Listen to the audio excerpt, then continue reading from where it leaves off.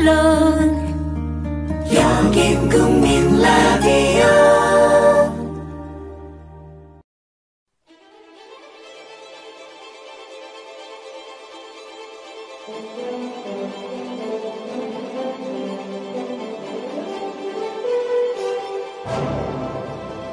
대한민국 99%를 위한 편파 방송, 나는 꼽살이다.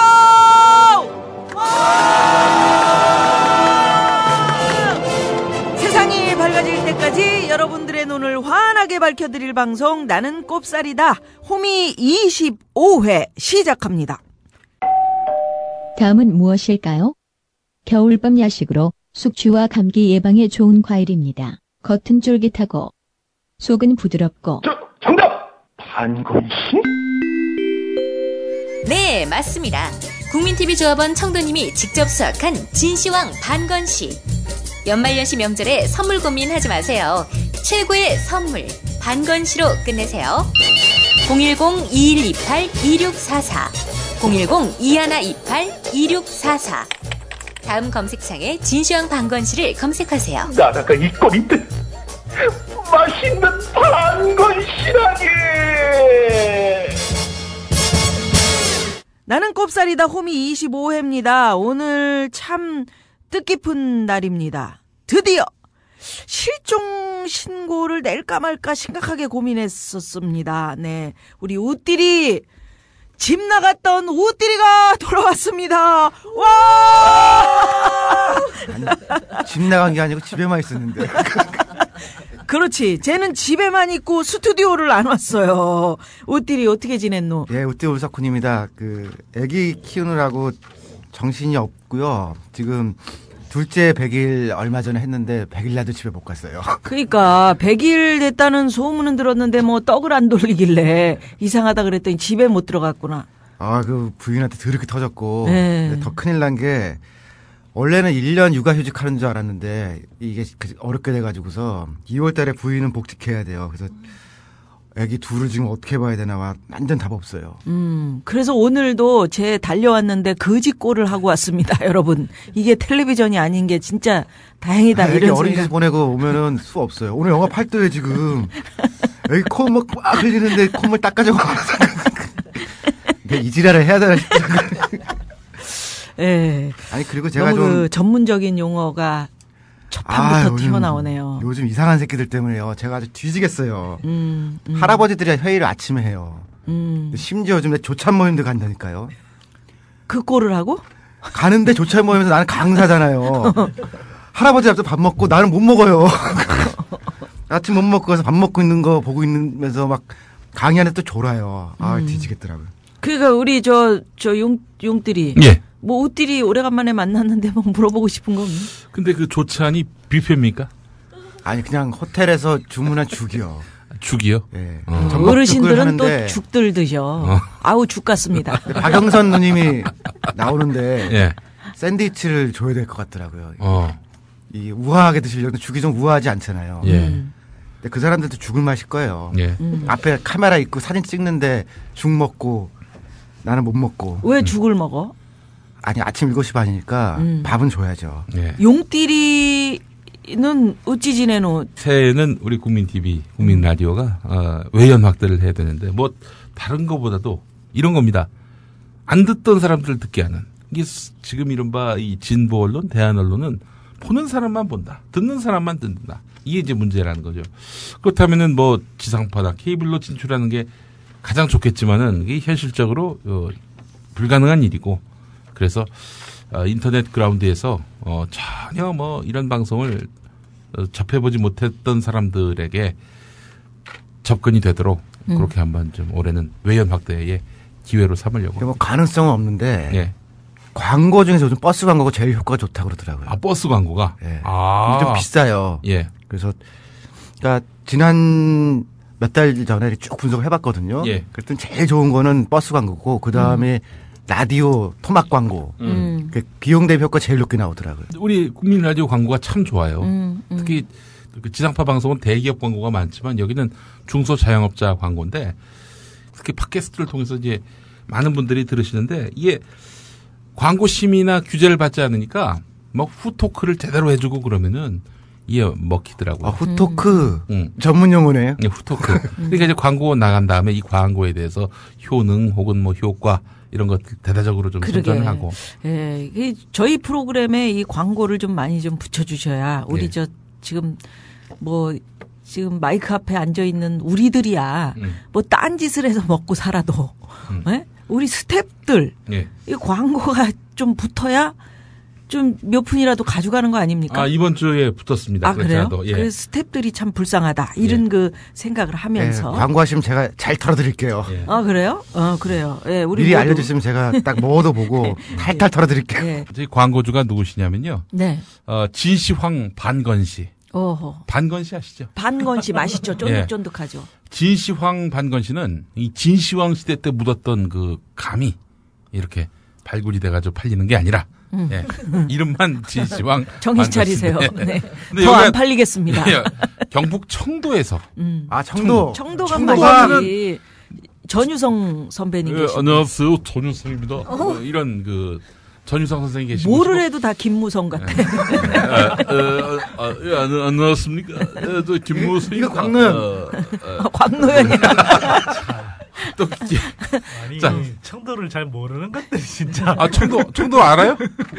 경북 경산 옆이 청도예요. 그다음에 이게 이 선거할 때는 경산하고 청도가 묶여서 지금 선거를 하거든요. TK. 네. 거기가 그리고- 최경환의 고장 아니에요? 아니 최경환은 이제 경산 출신이고 네. 아 요즘은 분리돼 있나 보다. 네. 그리고 청도는 운문사가 유명하고요. 소싸움이 유명하고요. 물이 좋잖아요, 물. 물도 좋죠. 예. 예. 그래서 그 영화 거북이 달린다도 청도에서 찍었죠. 청도 서시장 배경으로. 청도 예쁜 데 많지. 예. 그래서 청도 반건씨가 네, 그래서 진시황 반건씨라고? 청도에서 농사 지으시는 분이 정성껏 농장에서 기른 반건씨입니다. 근데 왜 진시황을 붙이셨지? 아니, 근데 감을 좋아하셨나? 농장에서 키우네? 과수원에서 안 해? 아, 이 농원으로 돼 있는데. 농원이야. 농원이면 농장이 아니구나, 참. 농원이야, 농원. 아, 이 하여간 여기서, 씨 없는 감으로 건조시켜서, 감말랭이, 반건씨, 이런 것들을 만들어내신다는 거예요. 그렇죠. 그 실제로 경산이 이제 옛날에 대구사 그러면 사실 이제 대구 능금을 경산에서 다 재배했고요. 그게 이제 쭉 바뀌면서 이제 경산 쪽은 포도로 많이 바뀌었고, 근데 청도는 감이 진짜 유명해요.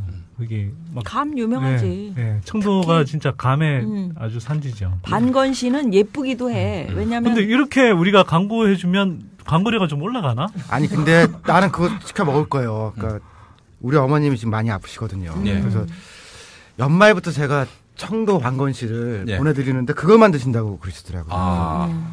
근데 진짜 맛있나 보더라고요. 예, 맛있어? 왜 진시황인가 봤더니, 이거 재배하신 농사꾼 이름이 진대훈. 진대훈. 그래서 후에다. 그래서 진시황의 후에다 해서 진시황 반건신 것 같은데 주문 번호가 010-2128-2644 010-2128-2644 이게 예. 하여튼 좋은 방송이네. 광고 효과가 있으면은 또 그럼. 들어올 거 아니겠어요? 아, 그리고 저는 경제학 박사라서요. 네. 딴 건 모르고 돈밖에 몰라요. 네.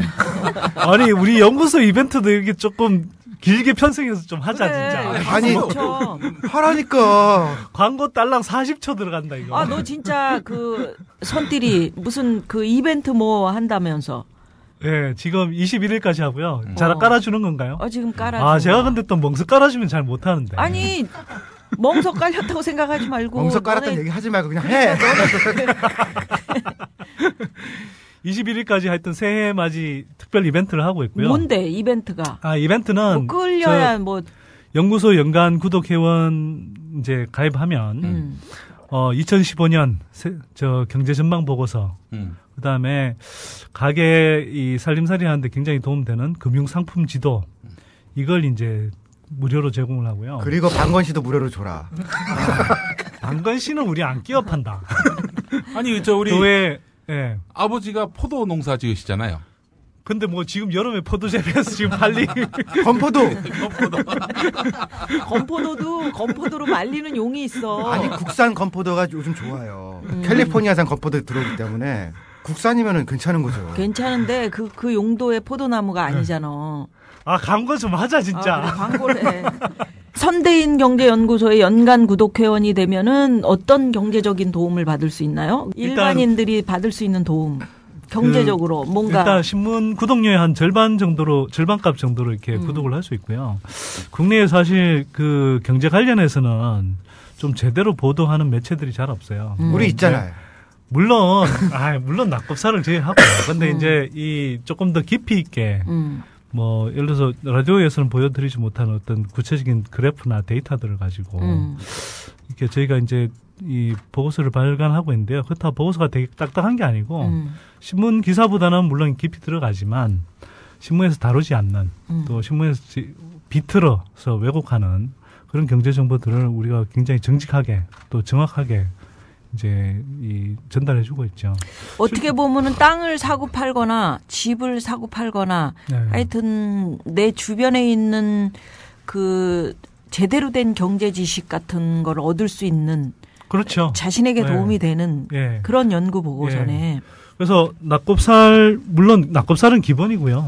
낙곱살 듣고 나서 조금 더 깊이 있는 내용도 알고 싶고 특히 세계 경제 동향 관련해서 우리가 사실 자주 못 다루니까 주식에 관련된 이야기들. 뭐 그런 이야기들도 좀 많이 다루고 있고요. 그래서 우리가 실제로 그 지난해 여러 가지 전망한 걸 이렇게 쭉 보니까 지난 몇 년 동안 이렇게 우리가 맞춘 게 되게 많더라고요. 금값 폭락한 거, 뭐 달러 강세 현상, 그다음에 유가 하락한 거, 뭐 등등등, 뭐 그다음에 이제 삼성전자 실적 악화된 거, 현대자동차 실적 악화된 거 이런 거 다 우리가 뭐 사전에 경고하거나 전망하거나 이랬었거든요. 그러니까 그 금 한창 뭐 방송에서 계속 금 이야기 나올 때 금에 대해서 이렇게 물어보면 그런 거 사시면 손해 볼 거예요. 실제로 손해 보기도 하고 뭐 그런 이야기들이 있었잖아. 기름값 어떻게 될 것 같아요? 기름값 그래. 50달러 밑으로 내려갔는데. 50달러 밑으로 해서 상당히 기간이 있을 수도 있을 것 같아요. 지금 일단은 뭐 여러 가지 이유가 있는데요. 일단 기본적으로는 석유 생산이 굉장히 활발하게 일어나고 있어요. 미국의 이제 오일 세일 혁명이라고 그러죠. 세일 가스, 세일 기름 이런 것들이 이제 계속 생산되고 있는데 문제는 지금 이제 사우디나 러시아 같은 데가 감산을 하면 되는데 감산을 지금 안 하겠다고 했고 실제로 지금 상황적으로 볼 때도 감산하기가 쉽지 않아요.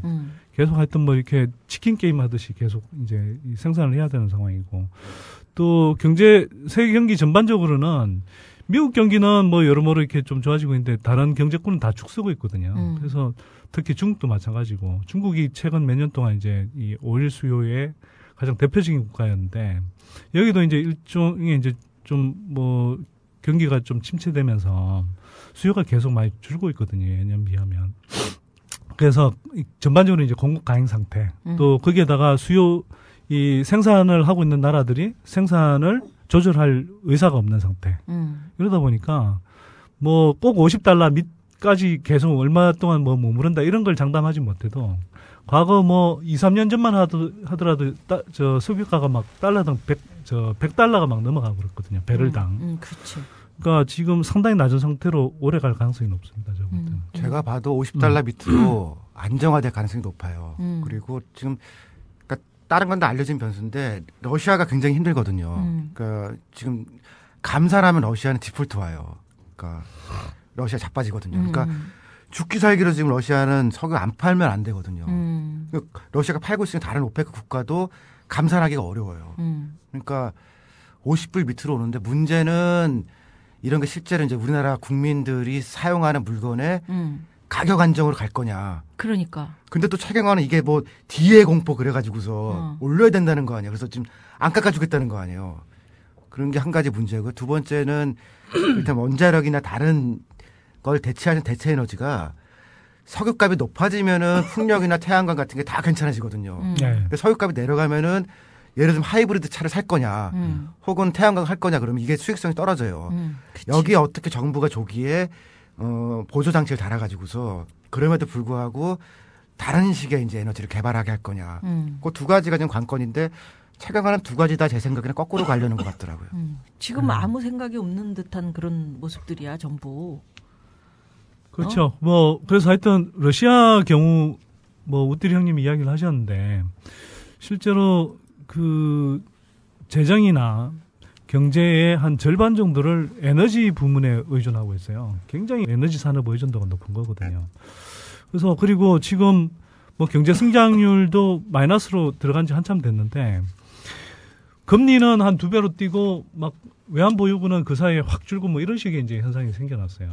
그래서 이게 러시아 위기는 뭐 물론 뭐 중국이 지금 이제 지원을 해주고 있기 때문에 뭐 좀 지켜봐야 되긴 하는데 상당히 뭐 세계 경제 변화에 따라서 상당히 위험해질 수도 있는 뭐 그런 상황이고요. 다만 러시아 위기가 과거처럼 큰 어떤 세계 경제에 영향을 미치느냐 이렇게 보면 뭐 워낙 이제 경제 비중 자체가 낮아져 있어서 뭐 큰 비중을 이렇게 그러니까 큰 영향을 끼치기는 어렵다 이렇게 좀 볼 수 있을 것 같고. 지금 엔저 문제는 네. 어떻게 봐야 됩니까?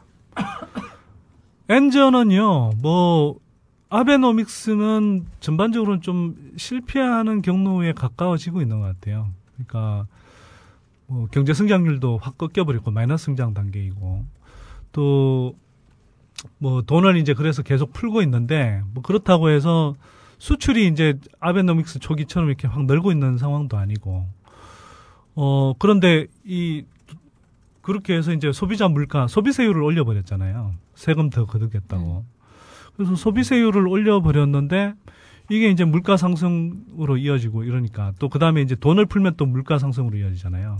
그러니까 경기는 크게 지금 좋아지지 않는데 물가만 올라버리는 이런 상황이 되면 또 이제 일본 입장에서는 굉장히 이제 힘들어지는 거거든요. 뭐 그런 상황인데 지금 어쨌거나 일본은 나름대로 이제 계속 양적 완화를 하면서 이제 이 엔저로 가려고 그러는 것 같아요. 그렇게 되면 이게 또 한국 수출 업체들한테는 계속 뭐 이협적인 요인이 되는 거죠. 제가 2달 전에 신주쿠에 가봤는데, 동경 뭐 자주 가거든요. 근데 신주쿠가 늘 이렇게 술집이 많고 번화하고 그래서 그냥 좀 비싸도 거기 가거든요. 근데 요번에 가보니까 10시 넘으니까 술집들이 거의 문을 닫고, 12시 넘으니까 이제 연대가 없어요. 찾아다녀야 되거든요. 동경에 제가 지난 10년 동안 계속 가는데도 지금처럼 그렇게 술집도 문을 닫는 건 처음 봤거든요. 경기가 진짜 안 좋더라고요. 그러니까 일본 갔다 오신 분이 그러더라고요. 그러니까 1년 전에 갈 때는 아베노믹스 초기에 갈 때는 일본이 그래도 조금 새로 이제 막 약간 뭐 북적북적 하는 느낌도 있고 희망을 좀 가지는 느낌이었대요. 근데 다시 1년 만에 갔더니 경기가 확 죽어 있다는 거예요. 형님 말대로. 네. 근데 우리 선띠리가 지금 계속 선대인 경제연구소 맞아. 이거 우리 광고하다가 아니 광고를 한 거야 너 지금. 자, 하여튼 새해 경제는 네. 뭐 세계 경제도 그렇고요. 뭐 국내 경제도 그렇고 상당히 요동칠 요인들이 굉장히 많습니다. 그래서 이 험난한 그 경제의 파고를 잘 넘으시라고. 그래요. 선대인 경제연구소가 앞길을 밝혀드릴 테니까. 선띠리 광고는 네, 여기까지입니다. 게스트 모셔놓고 지금 이분이 입에 거미줄을 치고 있어요. 여러분, 우리 선대인 경제연구소 연간 구독회원으로 많이 가입을 해 주십시오. 우리 선띠리 낙곱살 출연료 준다고 생각하시고요. 우리 이런 식입니다. 자, 여왕벌루나 순학질루나 김미화 인사드리면서 나는 곱살이다 호미 25회 오늘은 띨띨이들 우리 중에 우띠리. 예. 너 바빠가지고 미생이라는 드라마 본 적 있는지 모르겠네. 미생? 만화는 일부 봤고요. 그래? 드라마는 5분 봤네. 그래. 만화를 읽어본 소감은 어때? 마음 안 좋죠. 이게 바둑을 또 제가 그렇게 좋아하진 않는데 조금은 두거든요. 참 집 안 나올 때 안타까운 그 마음이 우리 청년들의 모습 그대로니까 진짜 이게 인기는 있는데 이 인기가 좋은 건지 모르겠어요. 그렇지. 용띠리는 미생 봤어? 용띠리 볼 기회가 볼 시간이 없어요. 그렇지. 예. 그렇게 인기가 있었대는데. 최근에 본 영화가 닷지망아리인 것 같고. 그거 언제적 영화인데. 원본 말고 진짜 극장본. 네, 극장본. 유승환 감독 그걸로 쫄딱 망했잖아요. 한동안 제기 못할 때 내가 엄청 도와줬죠.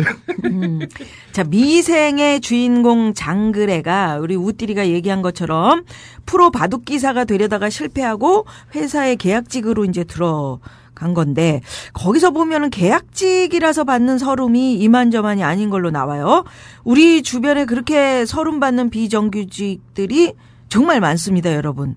뭐 주위에서 보시잖아요. 그리고 비정규직 종류도 진짜 많던데 그나마 비정규직으로라도 일할 수 있으면 계속할 수 있으면 다행인데 비정규직들은 또 너무 쉽게 잘려나간다는 거.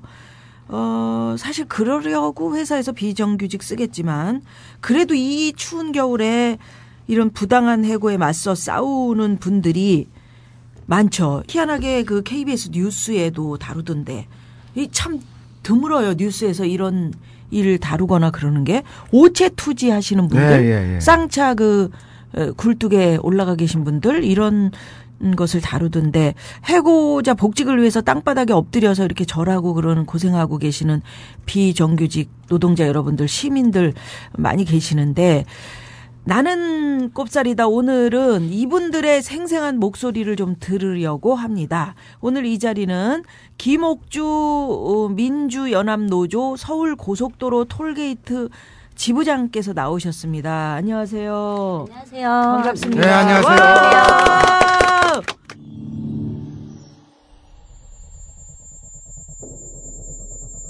2014년 11월 13일 JTBC 보도. 고속도로 요금소에서 통행료를 받는 수납원들의 모습이 담겼습니다. 촬영 장면을 들킬까 두려워 카메라를 급히 내리기도 합니다. 누군가 요금소 곳곳을 돌며 몰래 찍은 겁니다. 취재진은 누가 왜 이 영상을 찍었는지 추적해봤습니다. 고속도로 통행료 징수를 맡은 용역업체였습니다. 취재진이 입수한 영상을 보면 모두 정상적인 근무로 보입니다. 하지만 용역업체가 평가하면 대부분 감점 대상이라고 합니다. 운전자의 말을 귀담아 듣는 수납원이 보입니다. 하지만 고개를 내밀지 않아 잘못이라고 합니다. 차와 거리가 있지만 문제없이 돈을 받는 수납원도 찍었습니다. 그런데 이번에는 한 손으로 받은 것이 문제입니다. 눈을 마주치지 않고 계산대만 바라봐도 점수가 깎입니다. 수납원들이 동영상에 등장하는 지적 사례대로 일을 하다 적발되면 여지없이 점수를 깎는다는 겁니다. 영수증을 줄 때도 꼭 두 손이어야 합니다. 친절하고 만족스러워야 한다는 애매모호한 항목도 있습니다. 화사해 보이는 화장과 헤어스타일까지 점수를 매기고 있습니다. 책상 위에 체크리스트가 놓여져요. 두발 상태부터 뭐 옷차림까지, 화장까지, 뭐 립스틱 색깔까지 뭐 다 명시가 되어 있습니다. 거기에. 받을 때 두 손으로 받았어요. 줄 때 한 손으로 줬어요. 이게 만약에 100점 만점이라면 50점 마이너스인 거예요. 이런 평가가 끝나면 가혹한 벌도 뒤따랐다고 합니다. 8시간 벌금물을 섰다는 직원도 있습니다. 정일 8시간을 서서 이렇게 마치 손님 오면 문 열어주고 인사하고 업무 보면 나가면 대응하고 심지어 시간제 근무로 전환시키기도 했다고 합니다. 4명이 자천을 시켰어요. 파트로 가면 파트로 월급이 50만 원 차이가 나요. 거의가 6, 7년 된 사람들인데 정말 비참하게 우리 그냥 많이 울었어요. 업체 측은 평가 사실은 인정하면서도 벌금무나 각서 등은 모르는 일이라고 밝혔습니다.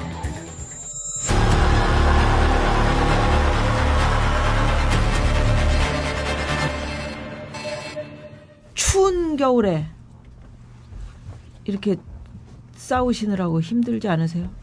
마음도 많이 춥고 춥습니다. 많이 추워요. 네. 그래요. 얘기 들어가기 전에 우리 낙곱살에서는 누가 오시든지 심지어 뭐 대통령 후보가 오셔도 여기는 띠를로 통하니까 본인이 정하세요. 이름 중에 김옥주 선생이시니까 뭐 옥딜로 무슨, 하겠습니다. 왜 옥딜로? 김딜은 약간 더 띨띨해 보이는 것 같기도 해서. 아, 그래요? 김딜은요? 네. 그래, 옥딜이 좋겠어요. 네, 옥딜이 그래. 좋겠습니다. 옥딜. 톨게이트면은 우리 고속도로 들어가고 나올 때 네네. 거기 계시는 그 박스 안에 그분들 그분들이지. 네, 맞습니다. 근데 거기가 비정규직이에요?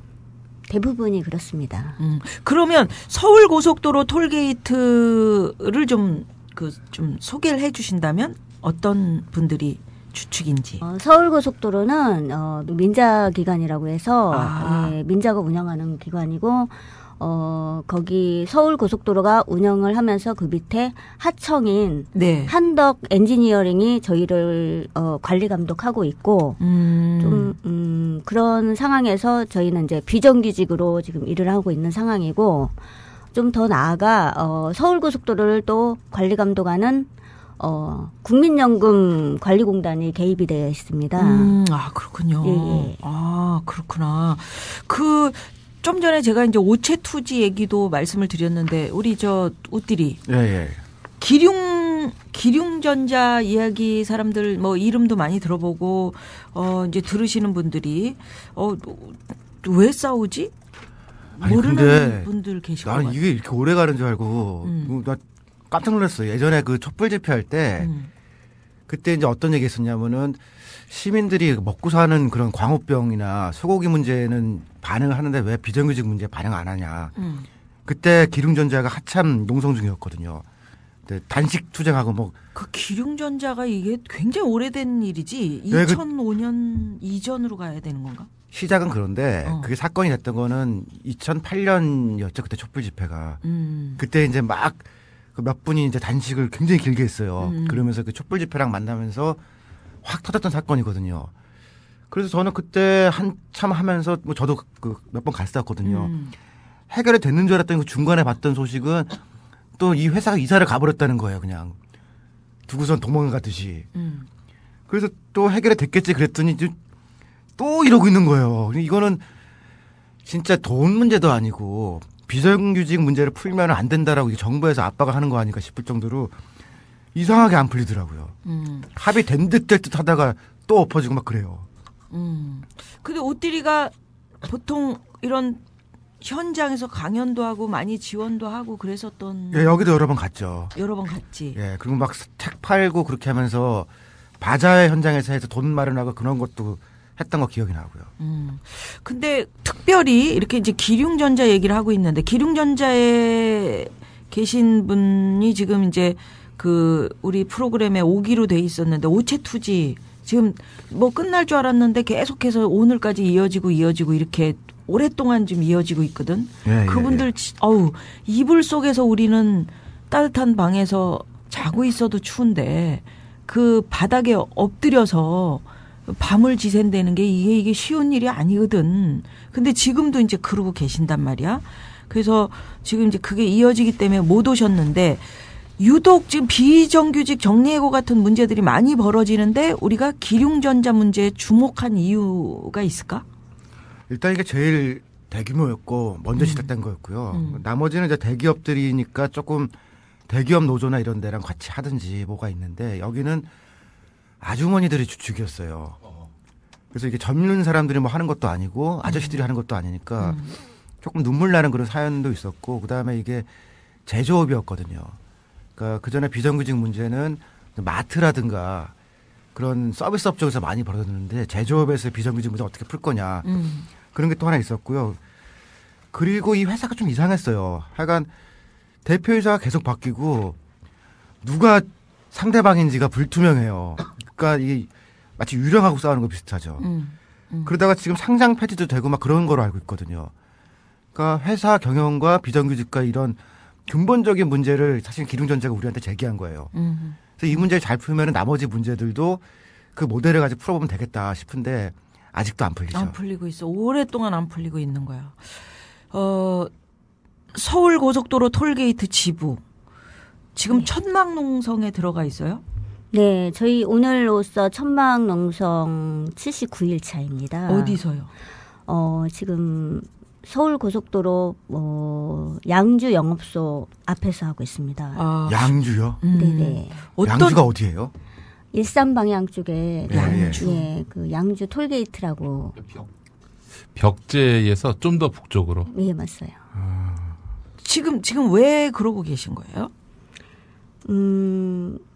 저희가 지금 노조 이제 회사 측하고 지금 한 10차례 교섭 정도를 했는 상황인데 회사에서 이 말 바꾸기가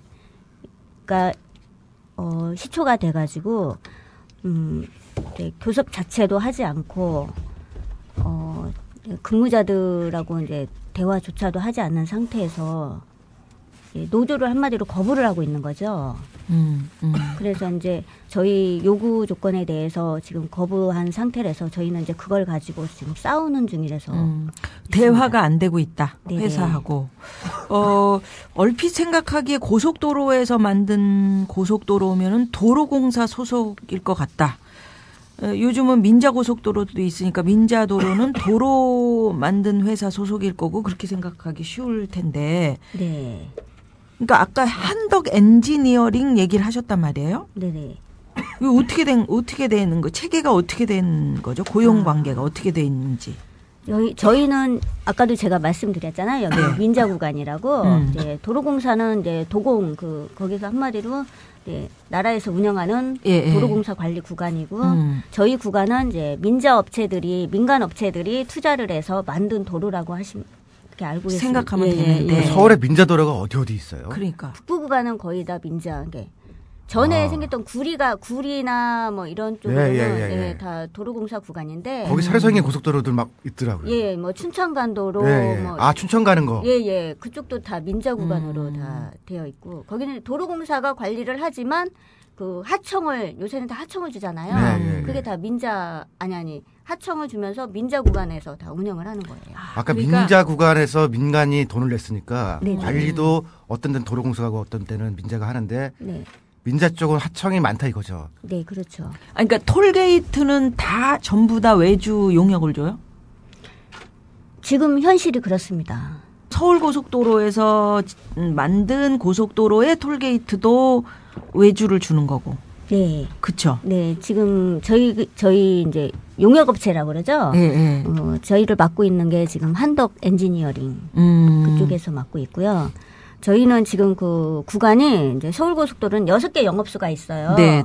일산에서 태계원 간 36.6km 정도 되는 구간에서 6개 영업소가 거기에 있는데 거기를 서울고속도로가 다 관리를 하고 있어요.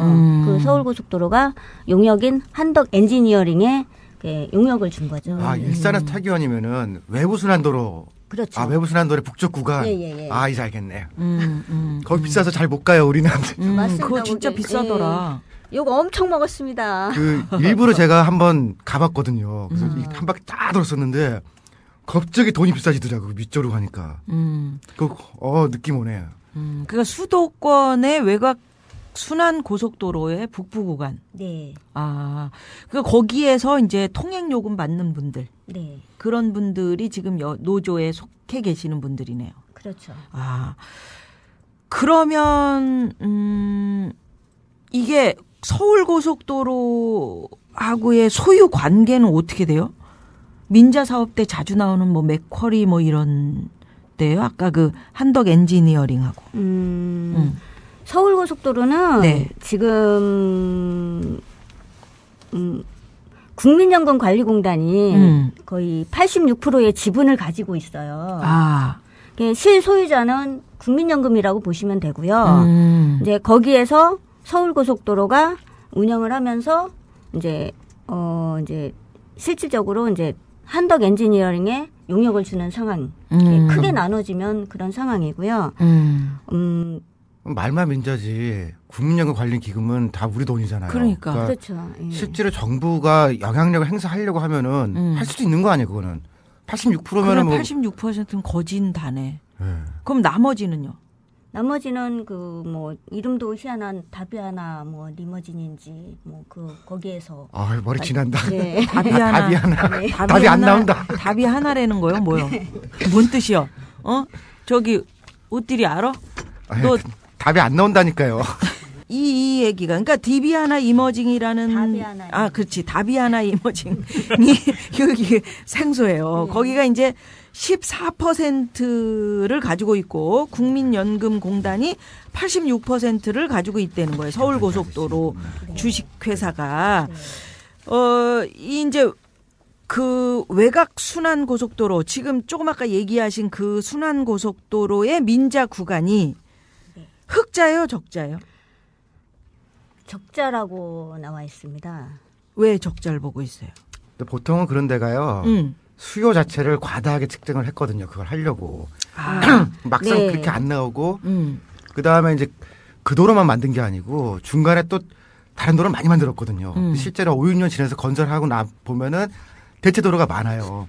근데 제가 그쪽 갔더니 비싸고 대체 도로가 많으니까 굳이 이걸 탈 이유가 없는 거예요. 근데 그런 거를 사전에 검토 안 하고 일단 도로부터 만들어 놓고 본 거거든요. 그렇구나. 아니 검토는 해요. 검토는 하는데 손띠리가 이건 얘기할 수 있지. 검토는 하는데 다 사업이 되는 쪽으로 맞춰요. 대부분의 경우. 그다음에 이게 그 교통량 그 수요 조사하는 것도 보통 이제 무슨 엔지니어링 업체라고 그래서 그런 데다가 맡기는데 이걸 실제로 맡기는 데가 민자사업 추진하는 데거든요. 그러면 거기에 맞는 결과를 가져오죠. 그래서 그런 뭐 부풀려진 교통 수요 예측 조사를 가지고 자 이거 사업성 있다. 그래서 사업해야 된다.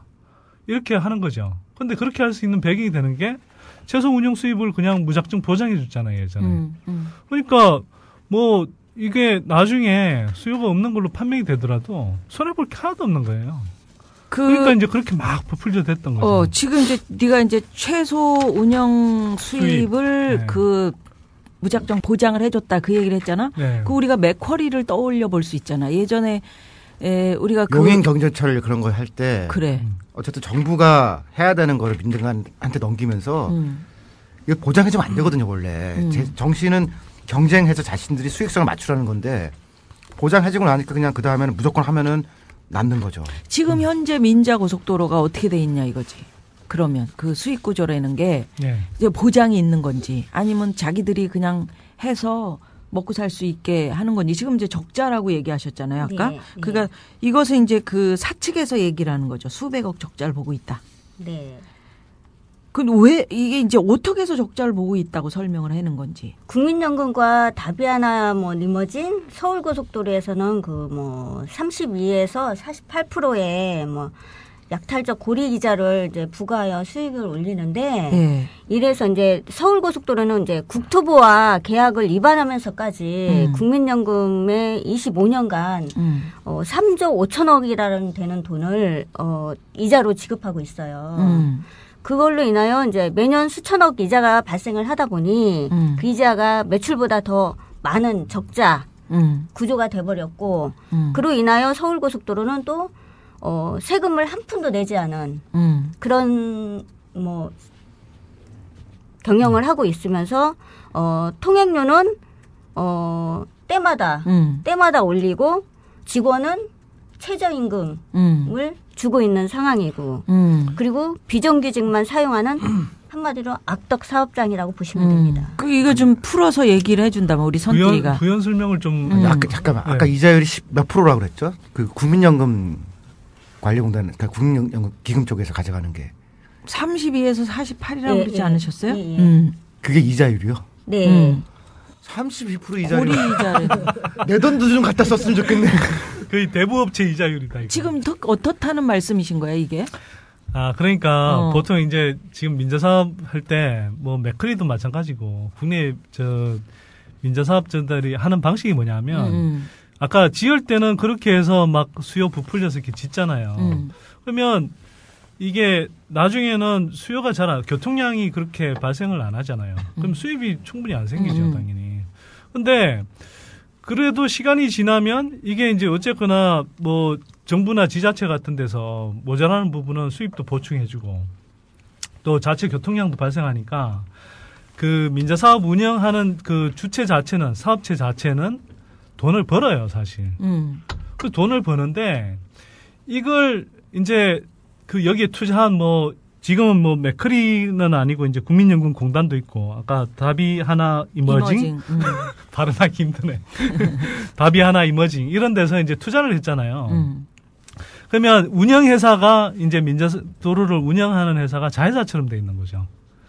근데 이 자회사를 빈 껍데기로 만들어버려요. 어떻게 하느냐. 원래는 이걸 이제 운영할 때 대출을 해줬잖아요. 그러면 대출을 처음에는 상대적으로 저리를 해주죠. 뭐 10%, 뭐 7% 이런 식으로 해줬다가. 10%도 세다. 아니, 그런데 그 정도를 받아요. 근데 그것도 센데 이걸 이제 나중에. 올리는 거야? 예. 뭐 후순위 대출이라고 그러면서. 근데 자기네들이 거의 다 지분을 갖고 있으니까 이거 뗄 염려가 없는 돈이잖아요. 그렇지. 근데 후순위 대출이라 그러면서 이자율을 올려버려요. 올려서 또 그것도 먹고. 올려서 보통 20% 막 이렇게 올리는데 여기는 32에서 48%라니까 엄청 올리네. 그 업계에서도 진짜. 아니 근데 실질적으로 네. 국민연금이 지금 실질적인 86%의 지분을 가지고 있으면 네. 대주주잖아요. 네. 대회사라고 생각하시면 되는데 네. 그 자기 회사가 자기 회사한테 투자를 한다는 게 말이 됩니까? 아니 그러니까 네. 이게 말이 안 되는 구조거든요.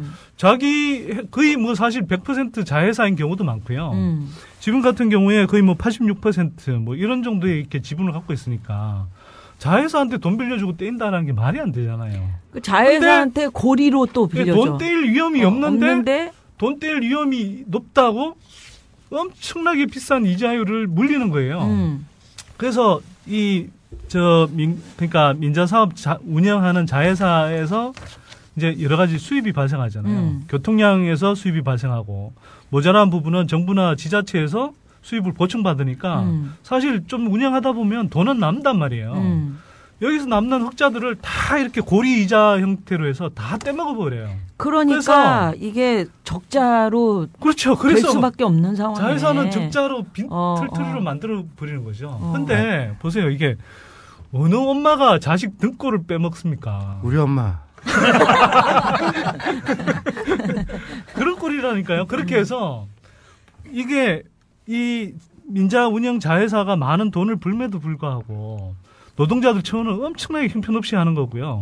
형식적으로는 재무상으로는 고리대로 다 뜯겨버리니까 돈 없다 그러면서 이제 이렇게 노동자들 처우는 형편없이 하는 거고. 형식적 세금도 안 내요 문제는. 그러니까 형식적 빈털터리네 지금. 그렇죠. 세금도 안 내요 그러니까 왜? 여기서 우리가 떠들고 있을 게 아니고 이거는 감사원이 움직여야 되는 사안이네요. 움직여야 되는 사안이지만 모든 사실을 다 알고 있는 국토교통부나 감사원은 절대 움직이지 않죠. 근데 지금 이걸 뭐 말은 적자라고 하는데 이 사람들은 절대 적자를 볼 수 있는 상황이 아니거든요. 정부가 기본적인 돈을 메꿔 주니까 그렇죠. 마이너스는 안 되는 거 아니에요. 네. 그 MRG로 체결을 하잖아요. 그렇죠. 그래서 이게 이제 이렇게 해서 보세요. 적자 났다라는 이유로 자회사는 세금을 한 푼도 안 내죠. 그럼 모회사가 이제 지금은 아니지만 이 경우는 아니지만 맥커리 같은 경우도 있고 뭐 국민연금관리공단 이런 데도 있고 이 모회사들은 또 세금을 제대로 내느냐? 지금 여기 국민연금관리공단. 네. 조세 특례에 따라서 이걸 또 다 주주들한테 배당하는 식으로 이렇게 처리를 해요. 그러면 이게 이율을 한 5% 정도로 굉장히 싸게 적용받습니다. 이율이 아니라 세율을. 그러다 보니까 모회사도 거의 사실 세금을 안 내요. 진짜 그러니까 수익은 엄청나게 발생하는데 세금 제대로 내는 회사가 없다는 거죠. 민자사업에서. 이거 얼마나 정말 형편없이 공공이 관리하고 있으면 정말 땅 짓고 혐치기식의 사업이 이게 꼼수인데 그야말로 꼼수를 쓰는 건데 그 중에 가운데 끼는 샌드위치는 우리 노동자들이란 말이야. 노동자들이 형편없이 정말 싼 노동력으로 거의 뭐 노동자들의 등골을 빼는 착취하는 거지. 착취를 하면서 그러면서 쉽게 또 잘라. 그러면서 이 정도면은 이유가 이래. 착취라는 표현 안 쓰고요. 뭐요? 수탈이라고 그래요. 수탈이야. 착취는 정규직들이 월급을 받았는데 그 월급보다 일을 더 시켰다, 내지는 덜 줬다 이런 거고 그런 기본 임노동 관계 성립 안 되잖아요. 그거는 이를테면 제국주의가 식민지에 와서 뺏어갈 때는 계약 관계도 아니잖아요. 이거 거의 수탈적 구조예요, 이거는. 이게 선띠라. 네. 우리 세금을 여기다 퍼주는 꼴 아니니? 이런 식이면? 당연히 그렇죠. 왜냐하면 이게 그러니까 사람들이 민자 사업이라고 그러니까 100% 민간 자본으로만 돼야 되는데 실제로는 그 시공 과정에서도 정부나 지자체의 재정 보조가 굉장히 많이 들어옵니다. 그러니까 이거는 다른 나라에서는 이렇게 안 하거든요. 민자 사업이라 그러면 정말 100% 민간이 이 사업의 리스크와 수익성을 검토해서 자기네들이 자본을 끌어와서 사업을 하고 나서 그 사업 한 다음에 예를 들어 도로를 만들었으면 그 도로를 이렇게 운영해서 발생하는 수입을 가지고 충당도 하고 그 수입 배분도 하는 거거든요. 근데 한국은 아예 건설 단계부터 정부나 지자체에서 한 30-40%씩 이렇게 건설비를 대줘요. 거기다가 아까 말씀드렸듯이 최소 운영 수입 보장 같은 게 있잖아요. 그러면 예를 들어서 아까 수요 예측을 이렇게 부풀렸는데 그게 충분히 차질 않죠. 그럼 메꿔주잖아. 그럼 메워주잖아요. 그러면 엄청나게 이제 이 지자체에서 예를 들어서 서울시 같은 경우만 하더라도 뭐 용마 터널이니 뭐 이렇게 그 민자 사업으로 진행한 것에서 한 몇백억씩 이렇게 돈을 대주고 있거든요. 몇 년 동안 대주기로 이렇게 그렇죠. 서로 계약서 그다음에 제일 큰 거잖아요. 게 이제 인천 공항철도 같은 경우에 그 민자 사업으로 했었는데 그 경우에도 원래 수요 예측한 것보다 형편없이 그러니까 수요 예측을 100으로 했다 그러면 7%밖에 수요량이 교통량이 생기질 않아서 그럼 93%를 물어주는 네, 거잖아. 엄청난 적자가 발생했잖아요. 그래서 이거 계속 가면은 몇 조 원대 그러니까 돈을 퍼주게 생겼거든. 그래서 그때 이명박 정부 때 이걸 코레일에다가 억지로 인수하게 했던 거잖아요. 그걸 지금 다시 매각하겠다고 이야기를 하고 있는 거고. 그게 누구 돈이냐고. 그러니까 그게 다 사실은 우리 세금이. 우리 세금에서 나가는 거죠.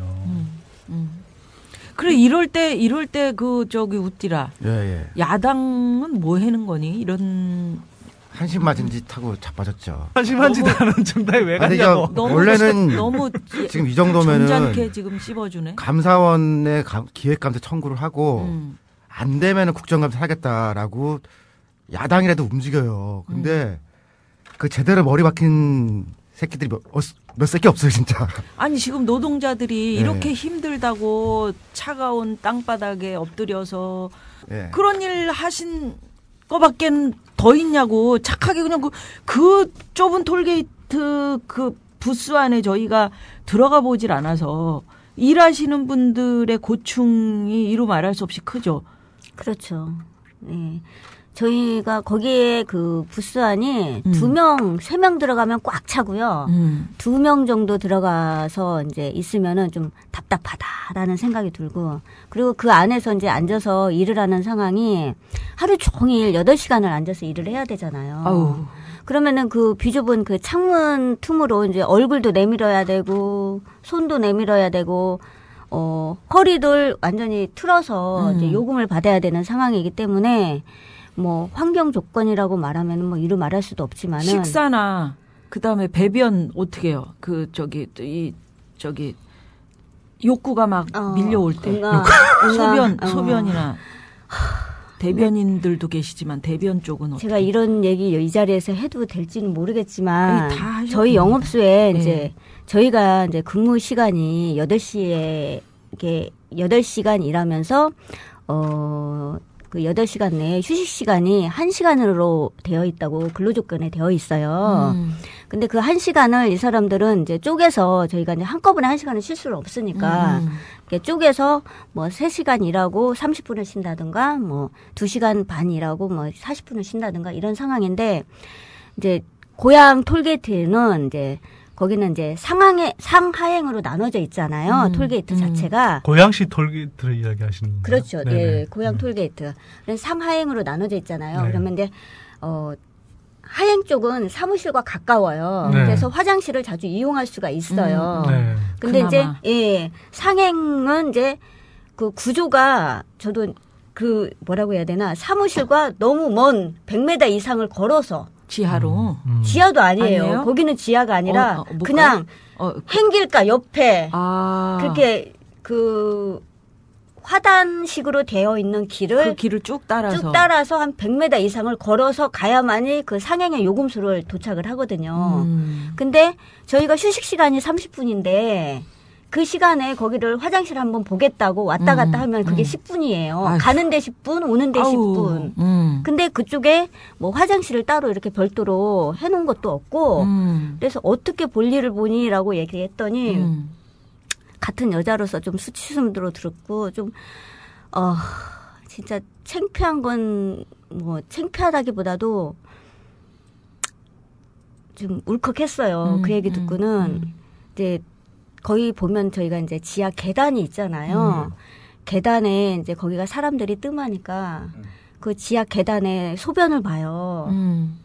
직원이 이 고객들도 아니고 직원이 지하 계단에 소변을 보고 거기 옆에 보면 그 1.5리터짜리 페트병에 물이 담겨져 있어요. 네. 그걸 이제 볼일을 보고 그걸로 물을 이제 뒤처리를 하는 거예요. 그리고 또 하물며 좀 큰 거, 급한 사람은 큰 거 볼 때는 갈 수가 없잖아요. 왔다 갔다 20분이 걸리는 거예요. 그러면은 갈 수가 없으니까 검은 봉다리에다가 볼일을 보고 그것을 싸서 쉬는 시간 나갈 때, 식사하러 나갈 때 그걸 들고 간다고 하더라고요. 이거는 감사원도 전에 인권위 사항인데. 그렇지. 이건 기본 인권에 관한 얘기잖아요. 이거는 해도 너무하지 않나. 이걸 몇 번을 저희가 누누이 얘기를 했어요. 간이 화장실을 설치해 달라고. 근데도 서울고속도로나 이런 데에서는 콧방귀도 안 껴요. 자기 일이 아니거든. 그거 갑질이라고 그래요, 우리가. 맞아요, 갑질. 갑질 아주 단단하게 하는 거죠, 이게. 이건 진짜 문제가 있는 거지. 그러니까 이럴 때 진짜 이런 것을 강하게 요구하고 촉구하고 그럴 수 있는 왜 그런 입이 없냐 이거지. 석훈아, 웃디라. 구조적으로 김용민이가 안 들어간 갑질도 제대로 된 갑질을 좀 했으면 좋겠어요. 이거는 진짜 무슨 국민고충위원회 같은 것처럼 비정규직 관련된 문제들을 다 모아서 고충 처리할 수 있는 일단 원스톱 서비스 같은 게 필요할 것 같아요. 제가 최근에 본 것 중에 가장 많은 것들이 성추행 사건들이 이렇게 많더라고요. 비정규직에 대해서. 근데 이게 관리직들 있잖아요. 이를테면 총무과 인사과에 해당하는 사람들이 인사를 하면서 비정규직 여성에 대한 성추행을 최근에도 몇 건 봤거든요. 근데 얘네들이 그 인사권을 갖고 있잖아요. 그러니까 일반 직원들이 문제를 알아도 입을 다물더라고요. 불이익을 줄 수 있으니까. 그런 데가 한두 군데가 아니지. 허벌나게 많더라고요. 왜냐하면 권력을 가지고 있는 사람이 성추행 해버리면. 아니 그 권력도 별게 아니고 그냥 대리예요. 인사 총무에 있는. 그래도 인사권이잖아. 자기 목숨을 왔다 갔다 밥줄을 왔다 갔다 그래서 쥐고 있는 사람이. 이를테면 무슨 기관장이라든가 상무 전무 같은 갑 같은 갑이면 좀 난데 진짜 지랄 같은 갑들이 갑질하더라고요. 더러워도 참는 거지. 네, 저희도 갑질 당했습니다. 그러니까. 네, 그 성추행에 우리는 용민이가 갑인가요? 성추행. 네. 그거는 진짜 눈물 납니다. 제가 여기 지금 입사 이제 개통 멤버예요. 이 민자도로 이제 처음에 개통할 때. 개통 오프닝. 예. 언제 개통이 됐나요? 예, 2006년 7월 1일 날짜로 이제 개통이 돼서 제가 그때부터 시작해서 지금까지 거의 8년 이상을 지금 근무를 하고 있는 상황인데 8년이면 다른 데 같으면 안식년 갈 시간이에요. 네? 7년째 안식년 가니까. 근데 교수 같은 얘기 하지 마시고요. 그래. 안식년 없는 사람들도 많아요. 아니 요즘은 웬만하면은 조금씩 한 달씩이라도 다 줘요. 그래서 그 근속 수당이나 줬으면 좋겠습니다. 개통 멤버신데 뭐 심각한 일도 있었어요? 네, 이제 지금은 저희가 하도 이제 노동조합에서 와서 떠들고 원청인 니네가 서울고속도로가 우리를 고용해라라고 떠들어대니 이 서울고속도로 이제 원래는 so장들이 파견 나와서 파견 근무를 하고 있었어요. 한마디로 관리 감독을 하고 있는 상황이었었어요.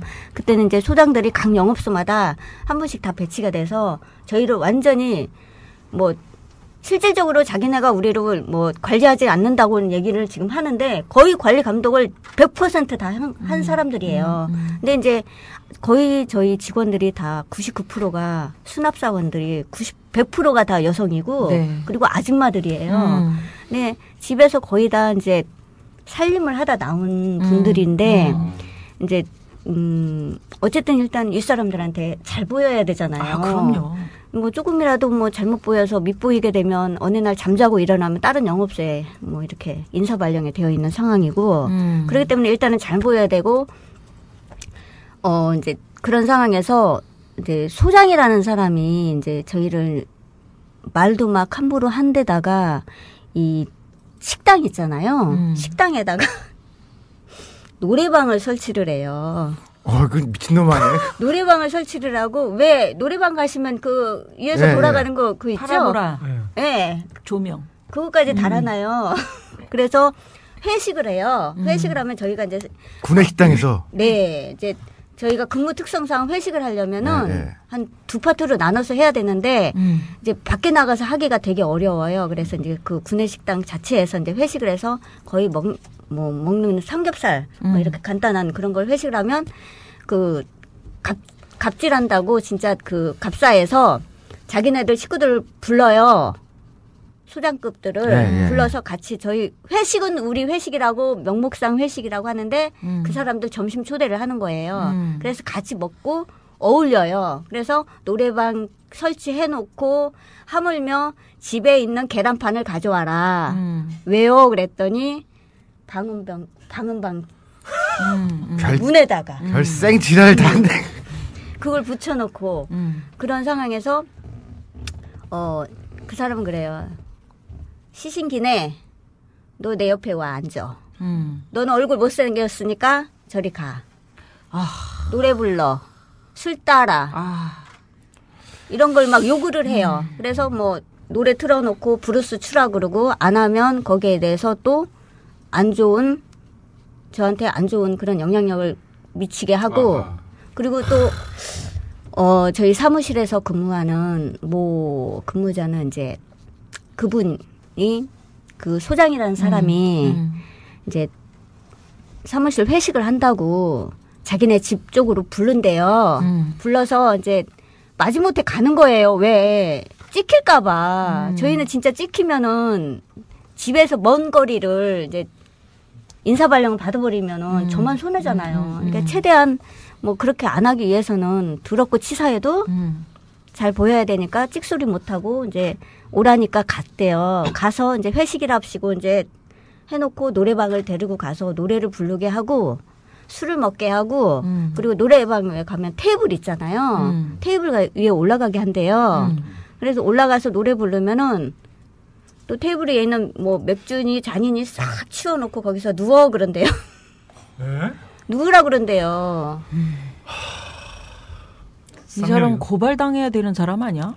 저희가 그래서 고발 조치 현행범이네 그거는. 그러니까 완전히 진짜 갑질다운 갑질을 한 인간이에요. 진짜 인간 이하의 인간 이하. 그래서 그 소장에 대해서 어떤 조치를 취하셨어요? 저희는 노조 이제 그때는 저희가 노조가 없었어요. 그랬구나. 예, 그래서 너무 힘이 없어서 이것을 얘기를 해야 되나 말아야 되나 되게 전전긍긍하고 이제 다들 이제 말을 못하는 상황이었어요. 왜? 나만 아니면 된다는 생각들을 다들 하고 있었고 내일이 일단은 아니었으니까. 그치. 근데 이제 저희가 그때 여러 이제 근무자들이 들어도 이 얘기는 제가 들어도 심각하잖아요. 그래서 이제 이거에 대해서 민원을 제기를 했어요. 어디다? 회사에다가? 국토부에다가. 예. 해서 이제 국토부에서 이제 조치를 이제 서울고속도로에다 이제 어떤 상황이냐라고 이제 연락이 갔겠죠. 그래서 이제 국토부는 서울고속도로에서 니네 알아서 그걸 처리하고 통보하라라는 식이었어요. 그래서 이제 처음으로 인사위원회라는 게 열렸었어요. 서울고속도로에서 그 사람에 대해서 그 소장이라는 사람. 근데 한마디로 뭐 팔이 안으로 굽는다고 솜방망이질을 한 거예요. 자, 이쯤에서 1부 마무리하고 다음 주에 또 비정규직 이야기, 우리의 지금 현실, 지금 비정규직은 이 이야기를 계속해 보도록 하겠습니다.